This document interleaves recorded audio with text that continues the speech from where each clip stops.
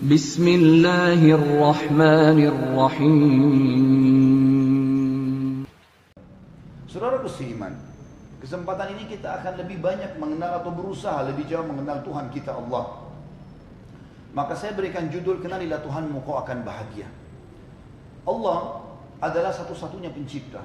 Dan kalimat mulia yang sering terucapkan dari lisan orang beriman, La ilaha illallah, adalah kata rahasia yang luar biasa. Baik bagi orang beriman ataupun orang-orang kafir. Siapapun yang memahami hakikat kalimat ini, maka dia akan bahagia. Karena apapun yang dijangkau oleh matanya di langit atau tidak dijangkau, dari pergantian siang malam, hujan yang turun, bintang-bintang, atau mungkin yang tidak terjangkau oleh mata dia. Orang beriman yakin dengan adanya malaikat di atas langit sana.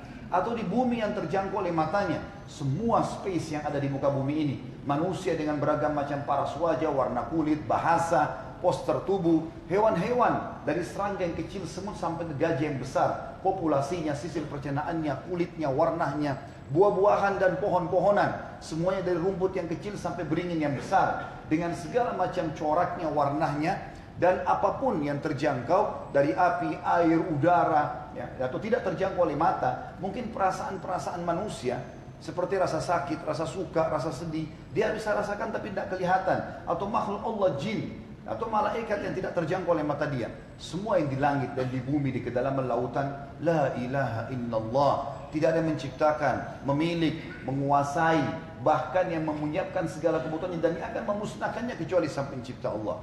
Ini kalimat yang sangat luar biasa teman-teman sekalian. Mari kita tadabburi beberapa ayat Al-Quran di mana sang pencipta Allah memperkenalkan dirinya. Dan memang tidak ada Tuhan selain Allah.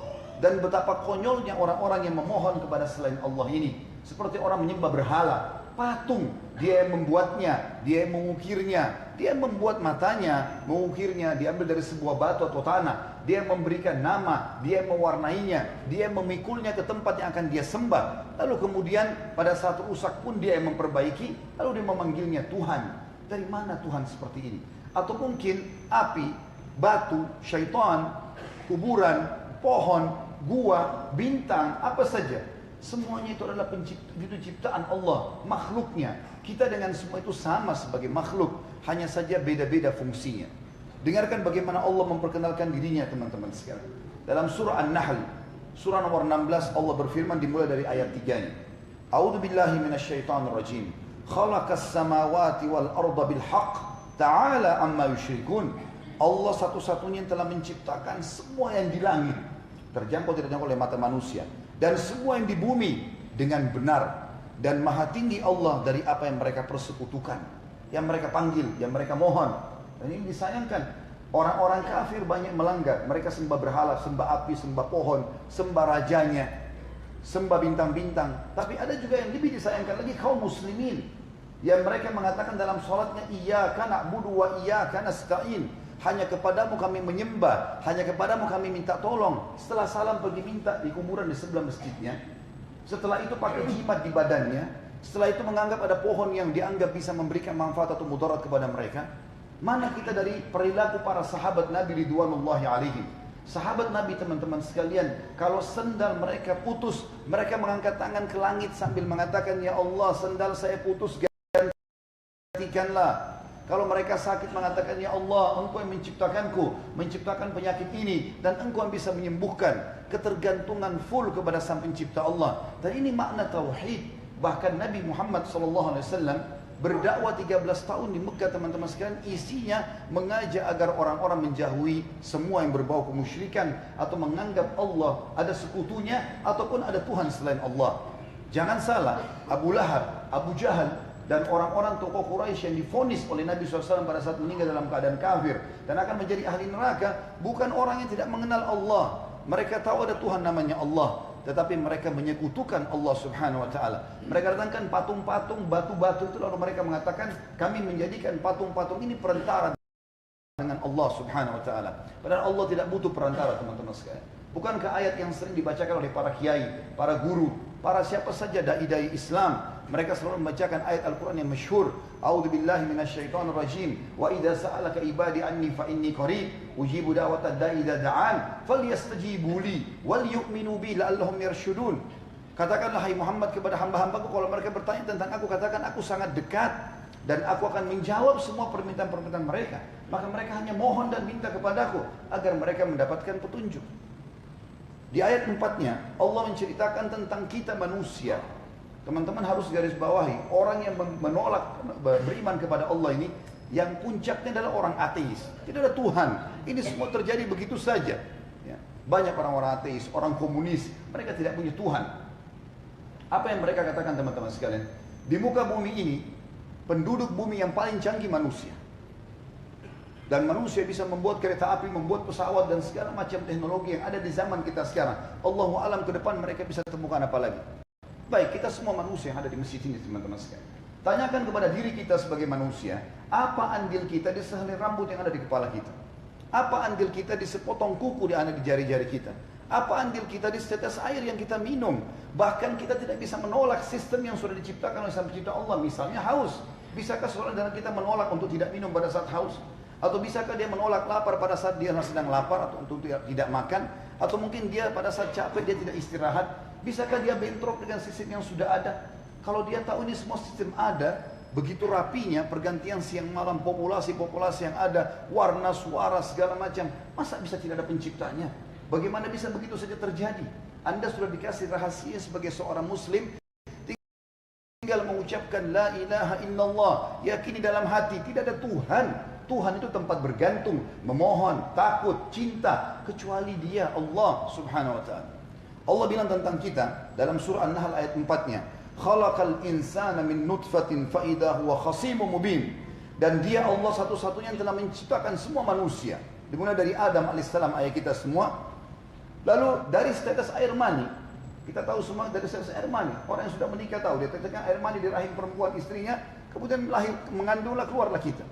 Kata Allah, dari setetes mani, mani itu mungkin kalau tidak jadi membuahi telur maka akan dibuang oleh orangnya, dicuci dari bajunya. Itulah kita dulunya.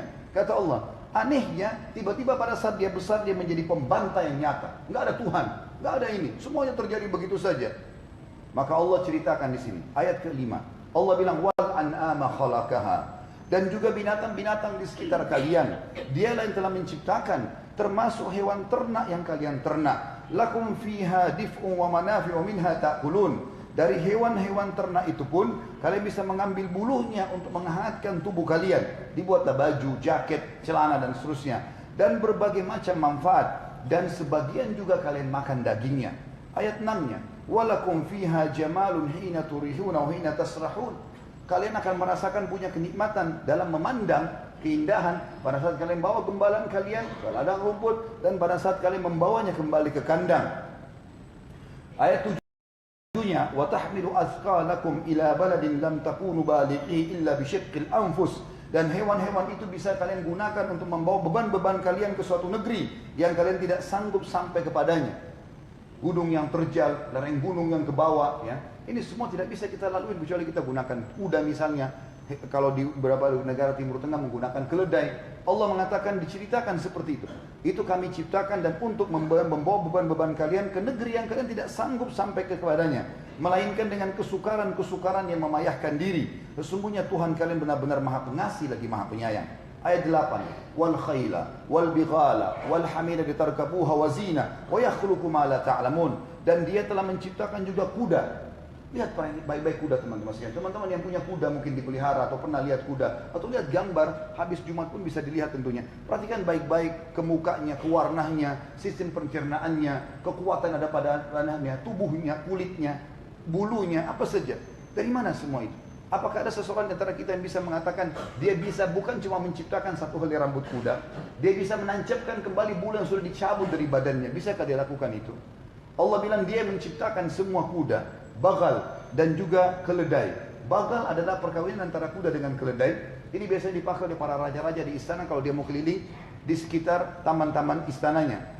Agar kalian menungganginya dan menjadikannya perhiasan. Dan Allah menciptakan apa yang kalian tidak mengetahuinya. Banyak manusia tidak tahu ciptaannya Allah. Ini yang kelihatan saja, yang tidak kelihatan luar biasa banyaknya. Ayat 9-nya, wa 'alallahi kasdus sabili wa minha ja'ir walau syaa lahadakum ajma'in, dan hak Allah menerangkan semua ini kepada kalian jalan yang lurus, dan di antara jalan-jalan itu ada yang bengkok. Syaitan berusaha mengeluarkan kita agar meyakini ada Tuhan selain Allah, takut kepada selain Allah, bergantung kepada selain Allah, dan jikalau dia kehendaki tentulah dia akan memimpin kalian semua ke jalan yang benar. Di dalam sebuah hadis qudsi teman-teman sekalian yang sahih riwayat Bukhari, kata Nabi SAW, Allah berfirman, wahai anak Adam, kalau kau yakin dengan kerajaanku, maka pastikan kau tidak akan butuh dengan raja-raja yang lain.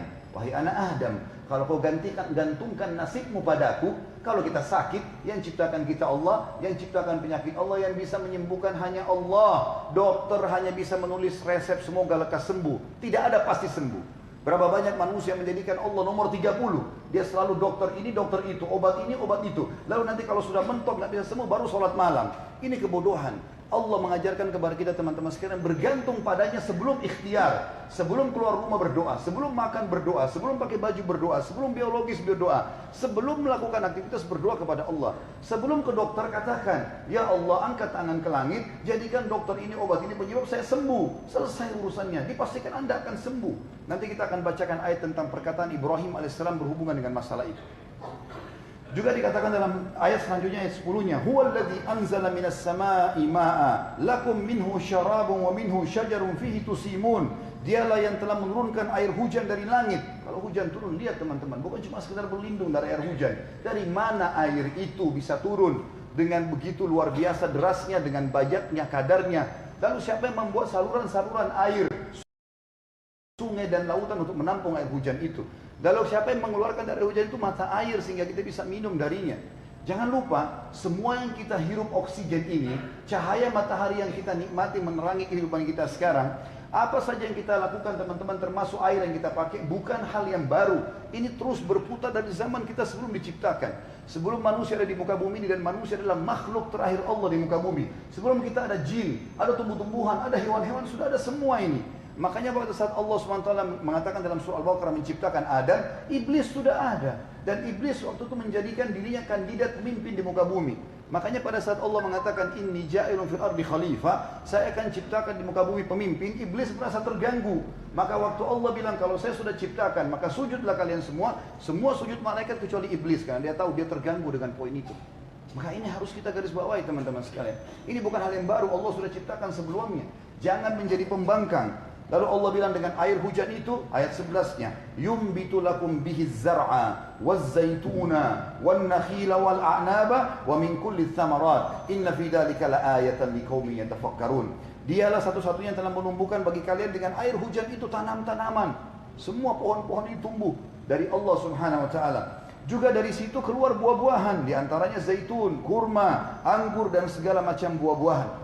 Sesungguhnya pada demikian itu terdapat benar-benar tanda-tanda kekuasaan Allah bagi kaum yang mau memikirkan ini. Teman-teman kalau masuk di toko beli buah, jangan cuma sekedar beli anggur begitu saja. Kita pengen anggur ada hitam, ada biru, ada hitam, ada hijau, ada merah. Baik, kita masuk toko anggur, kita beli yang warna merah. Saya suka merah, saya makan. Lalu kemudian kita petik dan kita rasakan, oh ya manis ya. Itu sederhana sekali. Pikirkan hal yang lebih besar. Siapa yang menata anggur di tangkai-tangkainya? Siapa yang membuat kulitnya? Memberikan cita rasa, aroma. Dan biasanya kita sebagai manusia saking lemahnya, kalau kita petik satu anggur itu kita tidak bisa tancapin kembali di tangkainya. Apakah terjadi begitu saja teman-teman sekalian? La ilaha illallah. Tidak ada Tuhan yang menciptakan segala itu kecuali Allah. Di ayat ke-12, وَسَخَّرَ لَكُمُ اللَّيْلَ وَالنَّهَارَ وَالشَّمْسَ وَالْقَمَرَ وَالنُّجُومُ مُسَخَّرَاتٌ بِأَمْرِهِ إِنَّ فِي ذَلِكَ لَآيَاتٍ لِقَوْمٍ يَعْقِلُونَ. Dan dia telah menundukkan malam dan siang, matahari juga bulan untuk kalian semua, dan bintang-bintang ditundukkan semua untuk kalian sesuai dengan perintahnya. Sesungguhnya pada demikian itu benar-benar terdapat tanda-tanda kekuasaan Allah bagi kaum yang mau memahaminya. Makna memahami artinya mempelajarinya. Ayat 13, وَمَا ذَرَأَ لَكُمْ فِي الْأَرْضِ مُخْتَلِفًا أَلْوَانُهُ إِنَّ فِي ذَلِكَ لَآيَةً لِقَوْمٍ يَذَّكَّرُونَ. Dan dia juga telah menundukkan apa yang telah dia ciptakan untuk kalian di muka bumi ini dengan bermacam-macam fasilitas. Sesungguhnya pada demikian itu benar-benar terdapat kekuasaan Allah bagi kaum yang mau mengambil pelajaran. Ayat 14-nya, وَهُوَ الَّذِي سَخَّرَ الْبَحْرَ لِتَأْكُلُ مِنْهُ لَحْمًا طَرِيًّا وَتَسْتَخْرِجُ مِنْهُ حِلْيًا وتستخرج منه حلية تلبسونها وترى الفلك مواخر فيه ولتبتغوا من فضله ولعلكم تشكرون.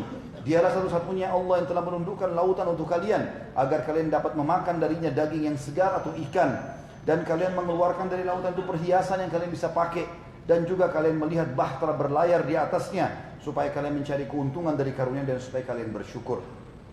Ayat 15, Allah pindah dari lautan ke daratan lagi. Wa alqa fil ardi rawasiya an tamida bikum wa anhara wa subulan la'allakum tahtadun. Dia telah menancapkan gunung-gunung di bumi supaya bumi itu tidak goncang bersama kalian. Siapa yang buat gunung, teman-teman? Begitu saja ada. Ini gunung berapi, ini gunung batu, segala macam komposisinya. Kata Allah, dia satu-satunya yang telah menancapkan gunung-gunung di bumi supaya bumi tidak goncang bersama kalian. Dan dia telah menciptakan sungai-sungai dan juga jalan-jalan agar kalian mendapatkan petunjuk. Ayat 16, wa alamat wa bin najmi hum yahtadun. Dia juga telah memberikan tanda-tanda petunjuk jalan buat kalian. Supaya kita tahu dari gunung bisa jalan ke sana, lautan bisa punya arah, bisa punya kompas, segala macam. Dan dengan bintang itulah mereka mendapatkan petunjuk. Ayat 17-nya Allah membuat kita atau mengajak kita berfikir. Afaman yakhluqu kaman la yakhluq afala tadhakkarun. Apakah sama antara Allah yang telah menciptakan semua itu dengan yang tidak dapat menciptakan apa-apa? Maka mengapa kamu tidak mengambil pelajaran?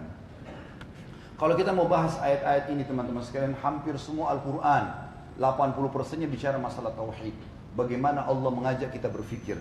Saya ingin membacakan beberapa ayat lagi, teman-teman sekalian, tapi khusus masalah bagaimana Allah mengajak kita berfikir supaya menolak selain daripada Allah sebagai Tuhan. Tidak perlu bergantung pada mereka. Di antaranya adalah surah Al-Hajj, surah nomor 22 ayat 73. A'udzu billahi minasyaitonir rajim. Ya ayyuhan nasu duriba mathalun fastami'u lah. Hai manusia, telah diberikan perumpamaan, dengarkan baik-baik.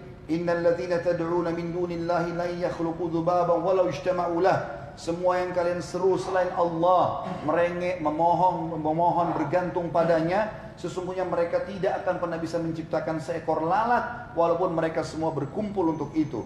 Wa yadlub minhumul dzubabu wa yaslubhumul dzubabu syai'an la yastanqidhuhu min. Dan kalau lalat itu mengambil sesuatu dari mereka, mereka tidak mampu mengambilnya kembali. Kalau kita punya segelas susu, lalatnya datang mengambil setetes susu lalu kemudian dia pergi, siapa di antara kita yang bisa mengejar lalat itu dan mengambil setetes susu itu lagi? Allah kasih contoh.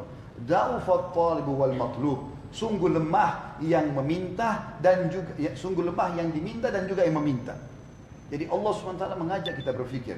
Di ayat lain, teman-teman, Nabi Ibrahim alaihissalam mengingatkan kepada kita, dan Allah nukil perkataan beliau dalam Al-Quran supaya kita ambil pelajaran. Karena di zaman beliau banyak sekali penyembah berhala, dan di Indonesia masih banyak orang yang melakukan ini.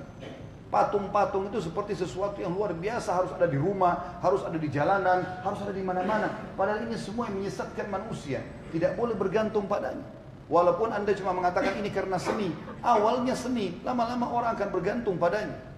Dengarkan Allah SWT menceritakan tentang Ibrahim AS dalam surah Asy-Syu'ara, surah nomor 26 ayat 69 sampai 81. A'udzu billahi minasyaitonir rajim. Watlu alaihim naba Ibrahim. Hai Muhammad, bacakanlah kisah Ibrahim kepada mereka, termasuk kita sekarang. Idz qala li abihi wa qaumihi ma ta'budun. Pada saat dia berkata kepada ayahnya dan juga kaumnya, apa yang kalian sembah ini? Berhala-berhala mereka ukir sendiri, mereka warnai, mereka berikan nama lalu mereka sembah-sembah, minta-minta pada benda-benda itu. Qalu, kaumnya berkata, na'budu asnaman fanadhallu laha aqifin. Kami menyembah berhala-berhala dan kami terus akan memohon kepadanya. Qala hal yasma'unakum id tad'un. Kata Ibrahim AS, apakah mereka mendengar kalau kalian sedang memanggilnya? Au yanfa'unakum au yadurrun, atau dia bisa memberikan manfaat kepada kalian, misal mengangkat barang-barang belanjaan kalian, atau apalah melihat atau ngomong. Apakah mereka bisa memberikan manfaat atau menyusahkan kalian? Qalu, mereka berkata, bal wajadna aba'ana kadzalika yaf'alun. Ini kan kami dapat kakek-kakek kami, ayah kami dulu kerjakan. Qala afara'aitum ma kuntum ta'budun. Ibrahim menegaskan, lihatlah apa yang kalian sembah selain Allah ini, antum wa aba'ukum aqdamun, kalian dan ayah-ayah kalian terdahulu, fa innahum aduwwun li illa rabbal alamin. Sesungguhnya aku memusuhi mereka semua kecuali pencipta, Allah pencipta alam semesta. Alladzi khalaqani fa huwa yahdin. Karena satu-satunya yang telah menciptakan saya dari tidak ada menjadi ada, kemudian berikan petunjuk hidup hanya Allah. Wa huwa walladzi huwa yut'imuni wa yasqin, dan Dialah yang telah memberikan aku makanan dan memberikan aku minuman. Wa idza maridtu fa huwa yashfin, dan kalau saya sakit hanya Dia yang menyembuhkan. Walladzi yumituni tsumma yuhyin, dan Dialah yang mematikan atau menghidupkanku kemudian mematikanku. Juga dalam ayat lain teman-teman sekalian, Allah Subhanahu wa taala mengingatkan kepada kita, mohon maaf saya minta waktu 5 menit lagi. Dikatakan oleh Allah Subhanahu wa taala dalam surah salah satu ayat yang saya ringkaskan, ayat surah Fatir, disebutkan Allah SWT berfirman, a'udzubillahi minasyaitonir rajim, walladzina tad'una min dunihi ma yamlikuna min qitmir. Ketahuilah, semua yang kalian sembah selain Allah tidak memiliki apapun setebal kulit ari. In tad'uuhum la yasma'u du'aakum. Kalau mereka kalian panggil, mereka tidak akan menjawab panggilan kalian. Walau sami'u mastajabu lakum. Kalaupun mereka dengar, mereka tidak bisa memberikan apa-apa. Wa yaumal qiyamati yakfuruna bisyirkikum. Dan pada hari kiamat mereka akan memungkiri kesyirikan kalian itu. Wala yunabbi'uka mithlu khabir. Dan tidak akan ada lagi yang bisa menyampaikan kepadamu secara rinci begini kecuali Zat yang Maha Kuasa Allah. Saudaraku seiman, Allah SWT juga berfirman dalam surah Luqman, surah nomor 31 ayat 30. A'udzu billahi minasyaitonir rajim. Setelah menjelaskan sekian banyak ciptaan-ciptaannya, maka Allah berfirman, "Dzalika bi anna Allah huwal haqq." Ketahuilah hanya Allah saja yang benar. Wa anna ma tad'una min dunihi al-batil. Semua yang kalian sembah selainnya pasti batil. Wa anna Allah huwal aliyyul kabir. Dan Allah itu adalah Zat yang Maha Tinggi dan Maha Besar. Sebagai penutup ayat dan hadis yang akan saya bacakan teman-teman sekalian dalam khutbah kita ini adalah firman Allah Subhanahu wa taala di dalam surah Fussilat ayat 41, surah nomor 41 ayat 53. A'udzu billahi minasyaitonir rajim. Sanurihim ayatina fil afaqi wa fi anfusihim hatta yatabayyana lahum annahu al-haq. Awalam yakfi bi rabbika annahu ala kulli syai'in syahid. Pasti kami akan perlihatkan tanda-tanda kebesaran kami di alam semesta. Pergantian siang malam, guntur yang bersuara, petir yang turun, hujan yang turun. Kami akan perlihatkan tanda-tanda kebesaran kami. Dan di dalam diri mereka sendiri, mata kita bisa melihat, menangkap cahaya, fungsi-fungsinya. Kemudian mulut, kemudian hidung, kemudian telinga, seluruh anggota tubuh ini. Dalam diri mereka. Sampai akan jelas bagi mereka bahwasanya hanya Allah yang benar sebagai pencipta. Dan bukankah sudah cukup Allah memberikan kesaksian terhadap itu semua? Sebagai penutup teman-teman sekalian adalah hadis baginda Nabi SAW yang mulia. Dan mudah-mudahan ini akan membuat kita setelah ini hanya bergantung kepada Sang Pencipta Allah dan meninggalkan selain daripadanya yang semuanya itu teman-teman sekalian adalah makhluk seperti kita. Disebutkan dalam hadis yang sahih riwayat Imam Bukhari, hadis yang mulia, kata Nabi SAW, Allah berfirman, wahai hamba-hambaku, saya langsung terjemahkan saja karena panjang. Sesungguhnya aku telah mengharamkan kezaliman terhadap diriku, dan aku jadikan haram di antara kalian kezaliman, mengambil hak orang lain atau tidak memberi hak orang lain. Maka janganlah kalian saling menzalimi. Wahai hamba-hambaku, kalian semuanya berada dalam kesesatan, tidak punya panduan hidup, tidak tahu harus buat apa, kecuali orang yang telah aku berikan petunjuk. Oleh karena itu, mohonlah petunjuk kepadaku, hanya kepada Allah. Niscaya aku akan memberikan hidayah atau petunjuk kepada kalian. Kembali kepada Al-Quran dan Sunnah, kita akan tahu mana halal, mana haram, mana boleh, mana tidak boleh. Makanan, minuman, pergaulan, pendapatan, segala macam kita akan dapatkan. Wahai hamba-hambaku, kalian semua dalam keadaan kelaparan, kecuali orang yang telah aku beri makan. Oleh karena itu, mintalah makan kepadaku. Niscaya aku akan memberi makan kepada kalian. Wahai hamba-hambaku, kalian semua dalam keadaan telanjang dan tidak menggunakan sehelai pakaian pun kecuali yang aku berikan pakaian. Oleh karena itu, mintalah pakaian kepadaku. Niscaya aku akan memberi pakaian kepada kalian. Hai hamba-hambaku, kalian seluruhnya senantiasa berbuat salah di malam dan siang hari. Sementara aku Maha Pengampun segala dosa dan kesalahan. Oleh karena itu, mohonlah ampunan kepadaku. Niscaya aku akan mengampuni kalian.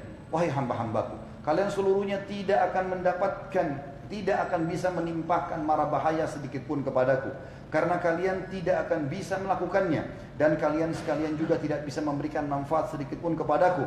Karena memang kalian tidak dapat melakukannya. Wahai hamba-hambaku, seandainya orang-orang terdahulu dari kalian dan orang-orang juga yang akan datang di antara kalian semuanya berkumpul dan beriman, tingkat keimanannya sama semua, tingkat paling tinggi. Sebagian ulama hadis mengatakan seperti Nabi Muhammad alaihissalam. Semua kita ini seperti Nabi Muhammad SAW, imannya, amal solehnya luar biasa. Kalaupun seperti itu jin dan manusia, kata Allah, maka hal itu sedikit pun tidak akan menambah kekuasaanku. Enggak berguna bagi Allah. Banyak orang teman-teman sekalian beribadah, dia pikir Allah yang perlu. Makanya sholatnya seperti ayam patok jagung. Seakan-akan Allah yang perlu. Enggak teman-teman, Anda yang memerlukan itu. Perbaiki sujudnya, rukuknya, doanya, merengek dan manja dengan Allah. Jangan menganggap Allah butuh, Allah tidak butuh.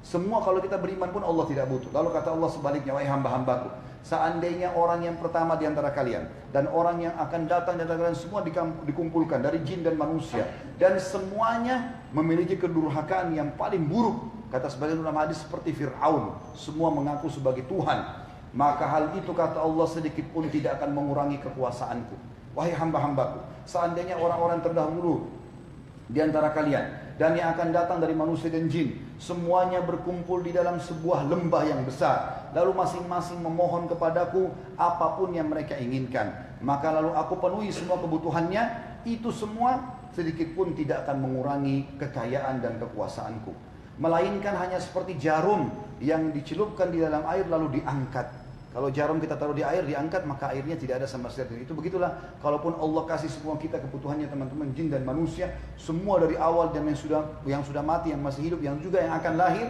tidak akan mengurangi kekuasaan dan kerajaan Allah. Sesungguhnya semua itu hanyalah amal kalian sendiri.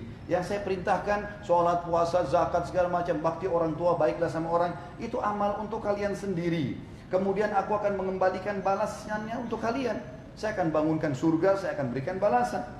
Karenanya barang siapa yang mendapati kebaikan, dia mau ambil ini sebagai panduan hidupnya, maka dia memuji Allah, Alhamdulillah. Dan barang siapa yang mendapati selain itu, dia tidak mau ikut, tidak mau dengar, sudah disampaikan peringatan, maka janganlah ia mencela kecuali dirinya sendiri. Dan hadis ini sahih riwayat Imam Muslim di nomor 2577.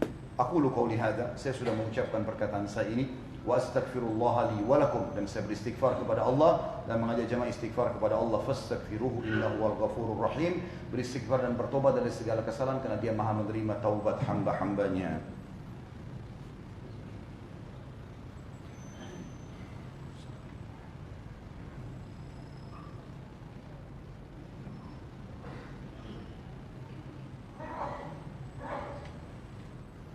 Alhamdulillah, wassalatu wassalamu ala rasulillah. Kita akan tutup khutbah kedua ini dengan doa. Karena Nabi SAW telah menyebutkan dalam sebuah hadis atau 20 hadis yang sahih. Yang pertama riwayat Imam Muslim yang berbunyi, di hari Jumat tidak ada seorang muslim yang berdoa kepada Sang Pencipta Allah kecuali diterima. Dan fokuslah berdoa setelah asar sampai terbenam matahari. Dalam riwayat Imam Nasai dengan sanad yang sahih juga dikatakan, sesungguhnya Jumat, ya, tidak ada seorang muslim yang berdoa pada hari itu kecuali diterima. Jumat itu adalah 12 waktu, dari subuh sampai maghrib, 12 jam kalau kita.